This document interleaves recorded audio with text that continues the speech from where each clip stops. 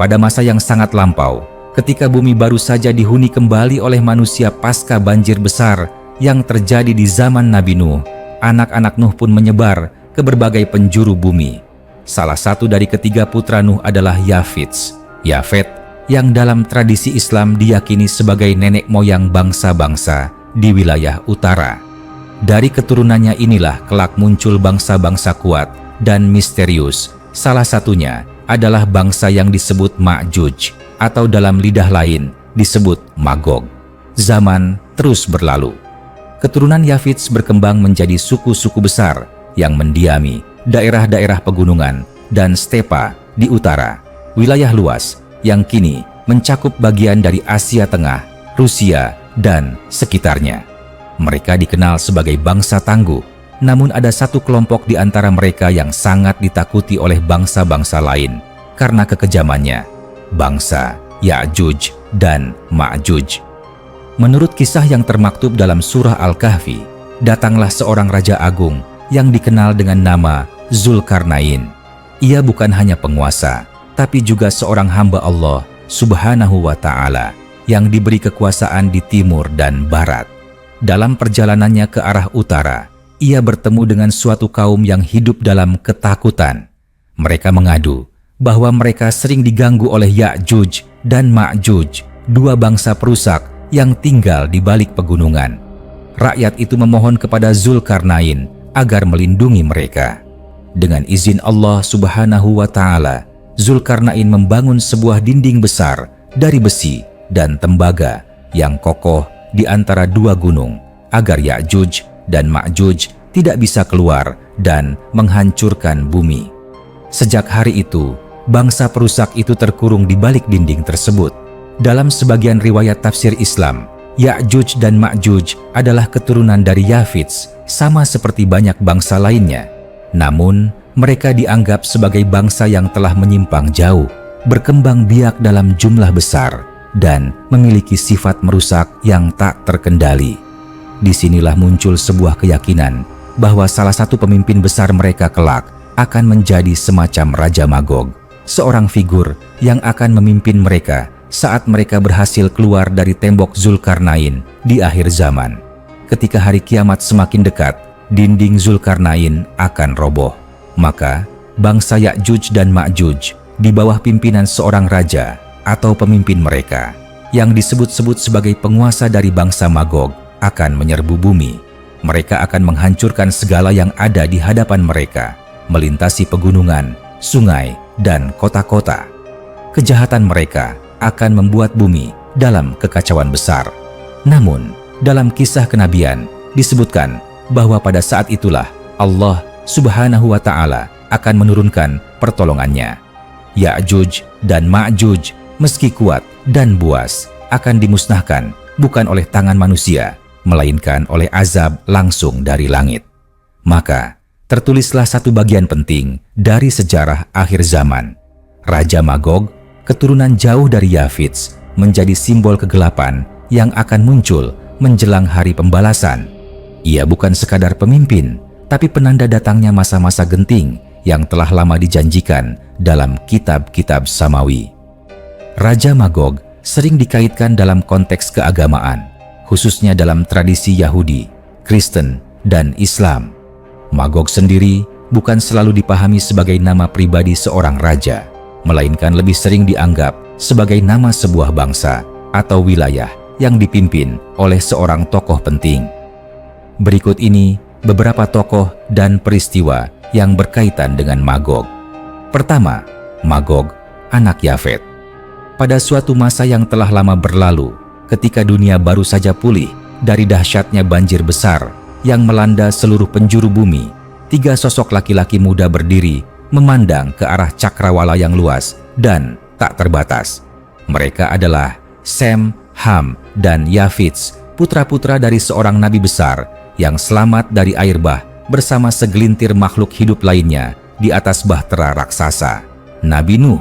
Setelah banjir surut dan bahtera mereka mendarat di atas gunung Judi, kehidupan perlahan tumbuh kembali. Pepohonan menghijau, sungai kembali mengalir, dan hewan-hewan menyebar mengisi bumi yang baru. Maka Nuh dengan bijaksana membagikan tugas besar kepada anak-anaknya, menyebar ke segala penjuru bumi dan membentuk peradaban manusia yang baru. Yafits, putra tertua, memilih wilayah utara. Ia dan keturunannya menempati dataran luas dan pegunungan tinggi di wilayah yang kini dikenal sebagai Asia Tengah, sebagian dari Eropa Timur, dan daerah sekitar Laut Hitam. Cuacanya dingin, tanahnya luas, dan alamnya liar. Namun, keturunan Yafits dikenal sebagai bangsa yang kuat, tangguh, dan cerdas dalam bertahan hidup di tengah kerasnya alam. Di antara anak-anak Yafits, lahirlah seorang anak yang kelak menjadi leluhur dari bangsa-bangsa besar dan misterius. Namanya adalah Magog. Dalam banyak riwayat, Magog adalah anak kandung dari Yafits, saudara dari Madai, Yawan, Tubal, dan Mesek. Mereka semua kelak menyebar dan menjadi moyang dari berbagai bangsa besar yang kita kenal dalam sejarah.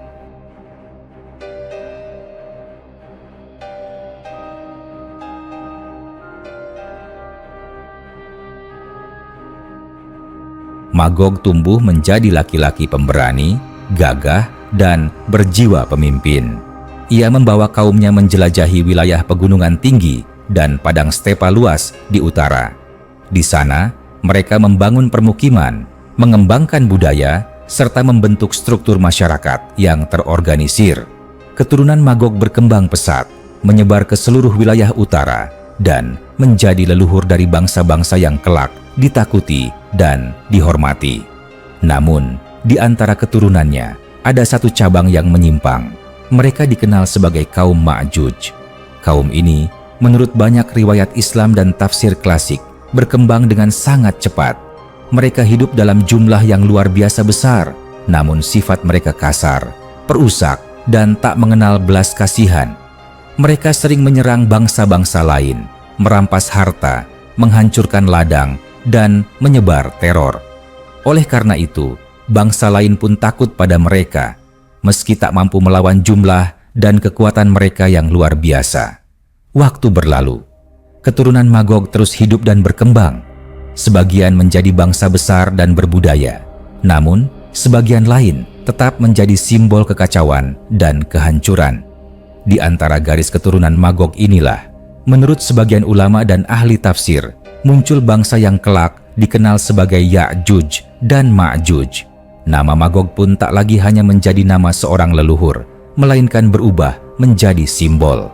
Simbol dari kekuatan yang tak terkendali, dari bangsa utara yang akan memainkan peran penting di akhir zaman. Dalam berbagai riwayat Islam, disebutkan bahwa di masa depan, ketika dunia memasuki babak terakhir dari sejarahnya, Allah Subhanahu wa Ta'ala akan mengizinkan tembok besi yang dibangun oleh Zulkarnain untuk runtuh.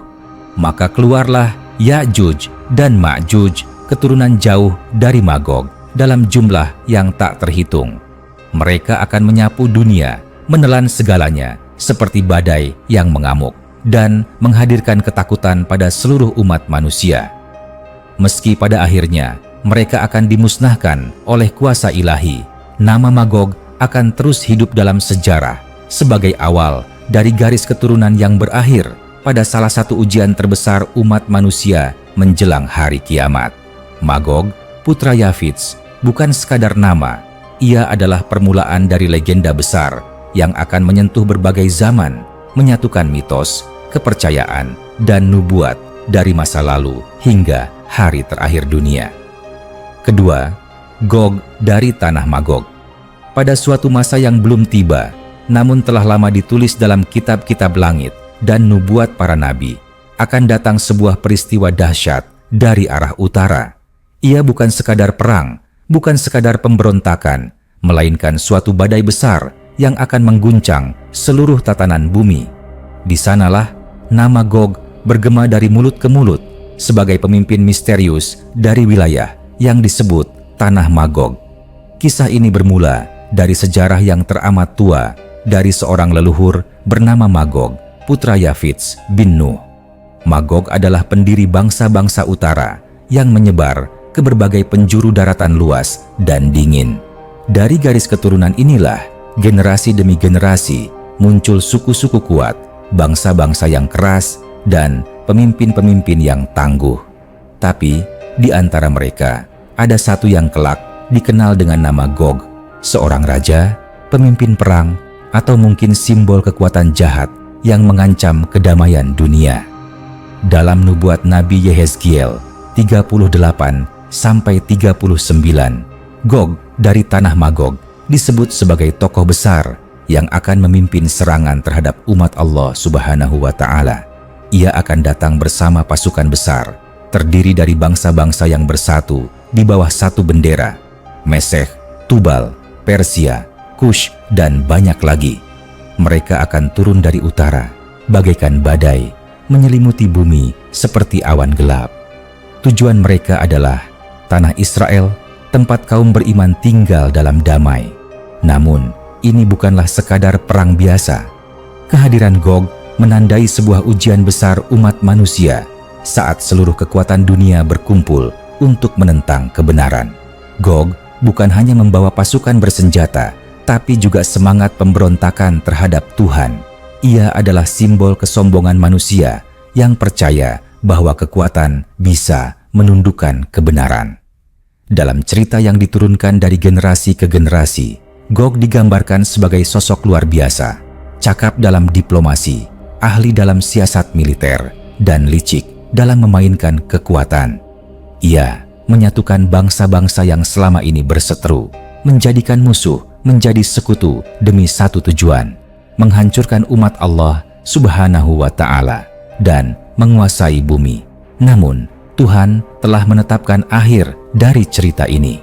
Saat Gog dan pasukannya datang menyerang, ketika bumi berguncang oleh suara langkah kaki prajurit dan langit menghitam oleh asap perang, Tuhan akan menunjukkan kuasanya.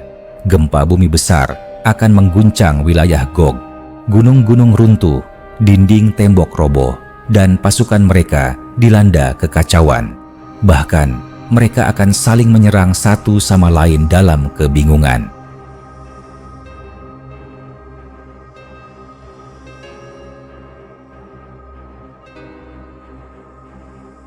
Api akan turun dari langit. Hujan, batu berapi, dan belerang akan membinasakan pasukan Gog. Dalam sekejap, Gog dan tentaranya akan menjadi debu, terkubur oleh kemarahan ilahi.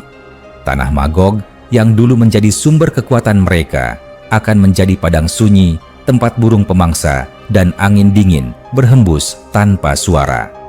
Dalam tafsir Islam, nama Gog dan Magog dalam bentuk Arab, Ya'juj dan Ma'juj, juga dikenal sebagai dua bangsa besar dari utara yang akan muncul menjelang hari kiamat. Meskipun dalam Al-Quran tidak disebutkan sosok Gog secara personal, tafsir para ulama banyak yang mengaitkan figur ini dengan pemimpin dari kaum perusak yang akan dilepaskan setelah tembok Zulkarnain runtuh. Gog dalam narasi Islam maupun Yahudi Kristen menjadi simbol yang sama.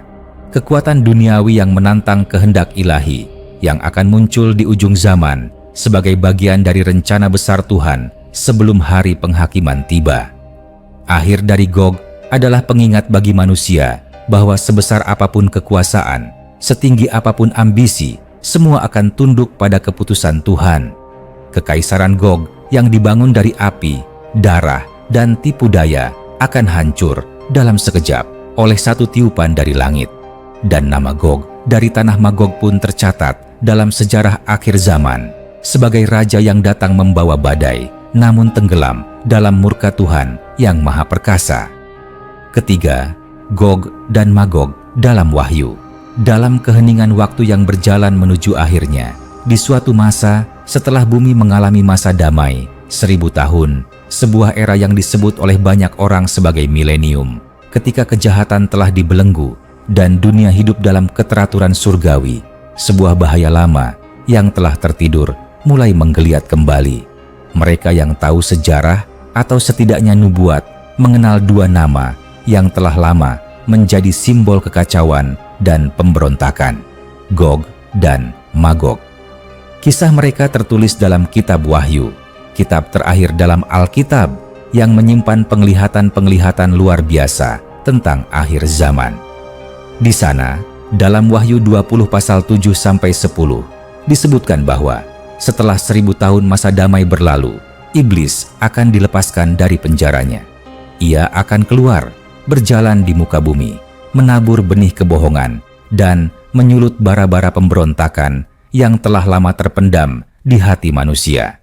Dan dari berbagai penjuru bumi, iblis akan menggoda bangsa-bangsa yang disebut Gog dan Magog, agar mereka berkumpul dan memulai perang terakhir melawan umat Allah Subhanahu wa Ta'ala.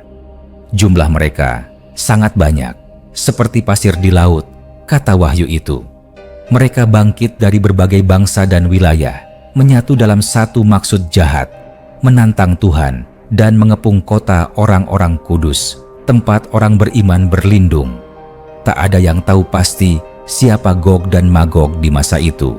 Apakah mereka bangsa literal, negara, atau aliansi kekuatan jahat?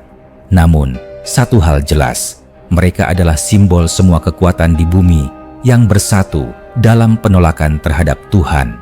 Semua ambisi duniawi yang menolak tunduk pada keadilan dan kasih ilahi.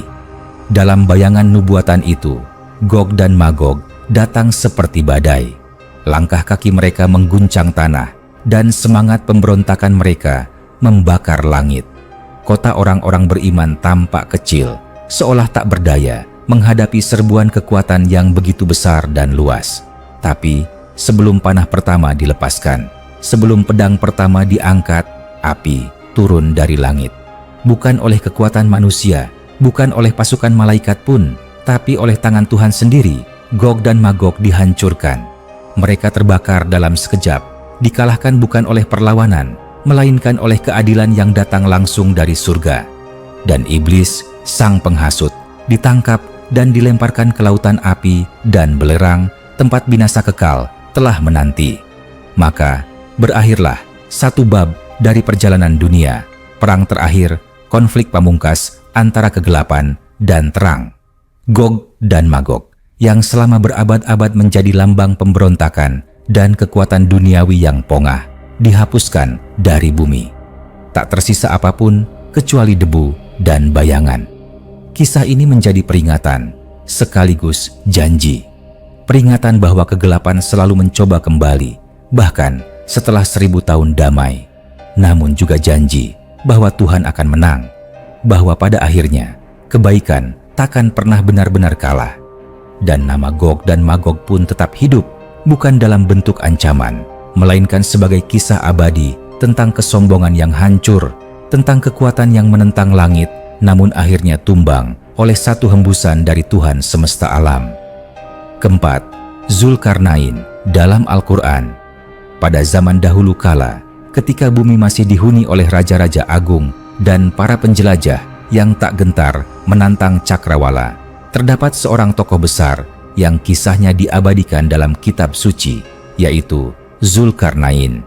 Namanya tak disebutkan secara langsung dalam sejarah manusia, namun namanya hidup kekal dalam Al-Quran, dalam surah Al-Kahfi, ayat 83 hingga 101.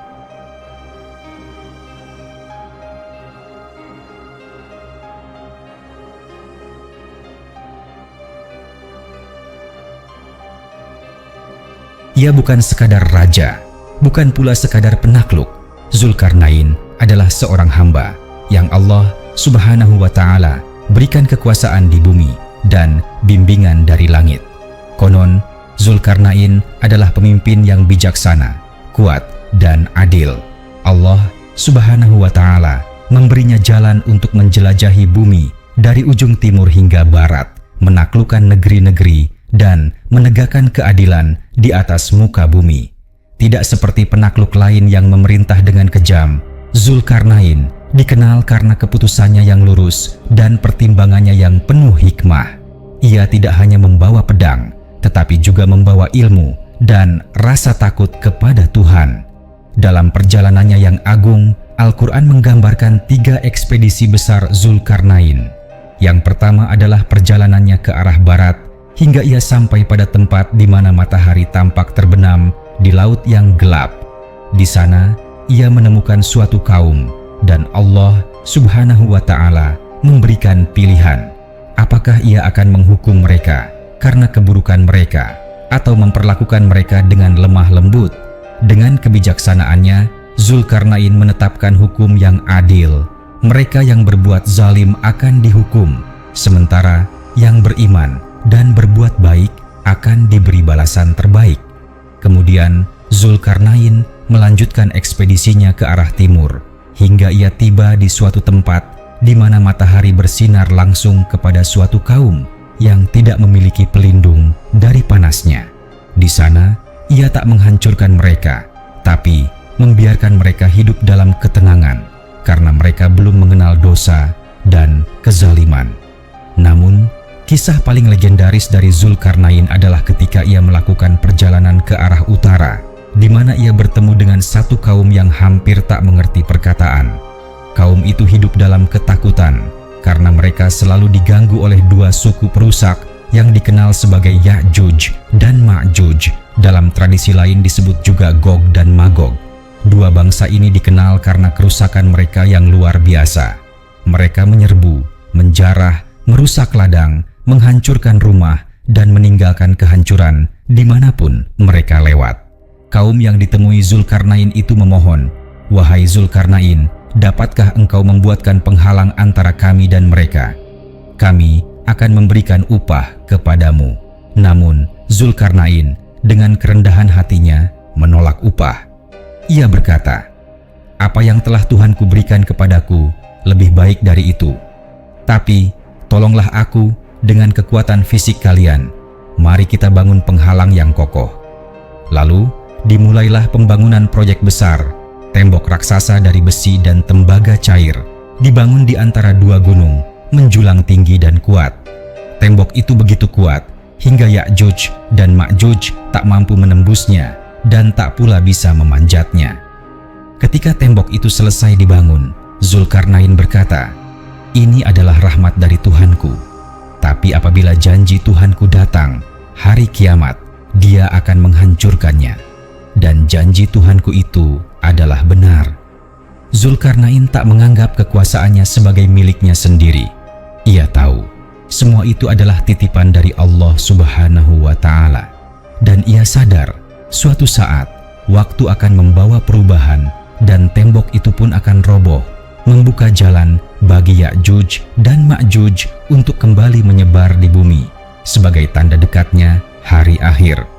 Begitulah kisah Zulkarnain, sosok penjelajah yang agung, pemimpin yang bijak, dan hamba Allah Subhanahu wa Ta'ala yang taat. Ia menelusuri ujung dunia, membawa cahaya keadilan ke tempat-tempat gelap, dan membangun pertahanan terakhir umat manusia dari kekuatan destruktif yang tersembunyi di balik pegunungan. Namanya mungkin masih menjadi misteri dalam sejarah dunia, namun dalam hati para pencari kebenaran, Zulkarnain adalah simbol kekuatan yang bersumber dari iman dan kekuasaan yang tunduk kepada kehendak ilahi. Kelima, Gog-Magog dalam Yahudi. Pada masa silam yang penuh bayang-bayang nubuat dan gema suara para nabi, terdapat dua nama yang menghantui lembaran sejarah keagamaan, Gog dan Magog. Dalam tradisi Yahudi, keduanya bukan sekadar tokoh, melainkan lambang dari kekuatan dahsyat yang akan mengguncang dunia di akhir zaman. Mereka disebut dalam kitab Yehezkiel, dalam nubuatan yang menggambarkan perang terakhir antara kekuatan duniawi dan kekuasaan ilahi.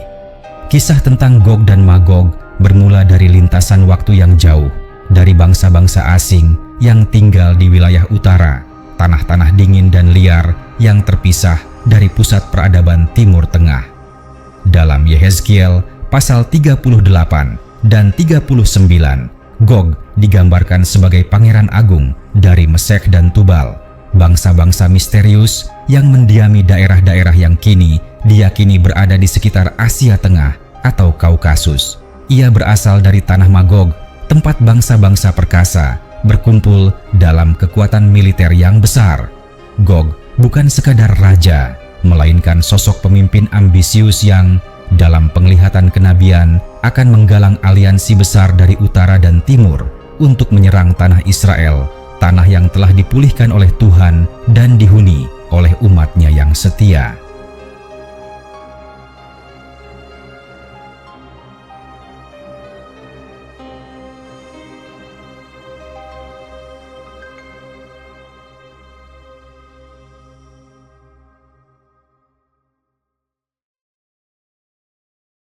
Bayangkan ini, langit mendung menyelimuti pegunungan di utara. Di sana, Gog berdiri di atas puncak kekuasaannya. Ia melihat ke selatan, ke tanah yang damai, tempat di mana umat Israel hidup tentram setelah kembali dari pengasingan. Tanah itu kaya, subur, dan terbuka tanpa tembok-tembok pertahanan. Gog dengan keangkuhannya merasa inilah saatnya. Ia mengumpulkan pasukan Persia, Kush, Put, Gomer, dan Togarmah. Dari berbagai pelosok dunia, pasukan berkuda, pemanah, dan prajurit-prajurit berperisai berkumpul di bawah panji Gog. Nabi Yehezkiel menyampaikan nubuat itu dengan nada yang menggigilkan jiwa. Engkau akan datang seperti angin badai, engkau akan menutupi tanah seperti awan, engkau dan semua pasukanmu, serta banyak bangsa yang menyertai engkau. Tetapi, sesungguhnya, rencana itu bukanlah rencana kemenangan. Itu adalah perang yang sudah ditentukan oleh Tuhan sebagai jalan menuju kehancuran mereka sendiri. Saat Gog dan pasukannya menyerbu, Tuhan mengguncang bumi. Gempa besar terjadi, gunung-gunung runtuh, tembok-tembok roboh, dan pasukan musuh dilanda kekacauan. Pedang mereka pun berbalik satu sama lain. Hujan deras, batu api, dan belerang turun dari langit. Mayat-mayat mereka memenuhi lembah, dan burung pemangsa pun datang berbondong-bondong, berpesta di atas kehancuran pasukan yang sombong itu. Dalam tradisi Yahudi, ini bukan sekadar cerita peperangan. Ini adalah metafora tentang puncak konflik antara kejahatan dan kebenaran, antara dunia yang menolak Tuhan dengan umat yang berpegang pada perjanjiannya. Gog dan Magog adalah peringatan bahwa akan selalu ada kekuatan besar yang mencoba menghancurkan umat pilihan, namun mereka akan berakhir dalam kehancuran karena melawan kehendak Sang Pencipta. Lebih dalam lagi, Gog dan Magog juga menjadi simbol masa transisi menuju zaman mesianik, sebuah era yang dijanjikan di mana dunia akan dipenuhi kedamaian, di mana kebenaran akan menguasai bumi, dan di mana Tuhan akan dikenal oleh seluruh umat manusia. Dalam tafsir para rabi Yahudi, ada perdebatan besar. Apakah Gog dan Magog adalah satu sosok dan satu bangsa, ataukah dua bangsa berbeda? Sebagian mengatakan Gog adalah pemimpin dan Magog adalah bangsanya. Sebagian lagi percaya bahwa keduanya adalah dua kekuatan global yang saling bergandengan tangan melawan Israel di hari terakhir. Namun, satu hal pasti, pertempuran Gog dan Magog adalah ujian terakhir, dan umat yang bertahan akan menyaksikan datangnya Masiah, Sang Mesias, yang akan membawa terang ke seluruh bumi. Gog dan Magog dalam tradisi Yahudi bukanlah sekadar nama, tapi suara nubuat yang terus menggema, mengingatkan bahwa kegelapan akan selalu mencoba, namun cahaya kebenaran takkan pernah padam. Magog lebih sering dianggap sebagai bangsa atau wilayah, bukan raja. Namun, sosok seperti Gog yang merupakan pemimpin dari Magog memainkan peran penting dalam nubuat besar, baik dalam perjanjian lama, perjanjian baru, maupun dalam tafsir keislaman mengenai akhir zaman. Kalau kamu tertarik memperdalam soal ini, bisa juga cari literatur tafsir agama atau sejarah kuno yang membahas peran Gog dan Magog dalam berbagai tradisi kepercayaan. Di antara kisah-kisah yang terhampar dalam sejarah umat manusia, terdapat nama-nama yang menjadi peringatan dan pelajaran, bukan karena kebaikannya, melainkan karena dampak dari kekuatan yang tak terkendali dan kesombongan yang melampaui batas. Salah satu nama itu adalah Raja Magog, figur yang melekat erat dalam kisah akhir zaman dan peristiwa besar yang disebut dalam kitab-kitab Samawi. Bagi kaum Muslim, kisah Raja Magog bukan sekadar cerita masa lampau atau nubuat masa depan, tapi sebuah cermin besar yang menunjukkan bagaimana kekuatan tanpa keimanan bisa berubah menjadi kehancuran. Magog, sebagai bagian dari keturunan Yafits bin Nuh, menjadi nenek moyang bangsa-bangsa utara yang kelak melahirkan kaum perusak, Ya'juj dan Ma'juj. Mereka adalah simbol dari kekuatan masif, peradaban besar, namun tanpa nilai-nilai ilahiyah. Mereka berkembang dalam jumlah, menguasai wilayah, tapi kehilangan arah karena tak mengenal Tuhan. Dari kisah ini, umat Islam diajak untuk membaca sejarah bukan hanya dengan mata, tapi juga dengan hati. Kekuatan dan kemajuan bukan jaminan keselamatan jika tak dibarengi dengan iman dan ketundukan kepada Allah Subhanahu wa Ta'ala. Raja Magog dengan segala pengaruh dan warisan yang dibawanya menjadi gambaran bagaimana manusia bisa menjadi sumber fitnah terbesar di muka bumi ketika mereka lupa pada Sang Pencipta.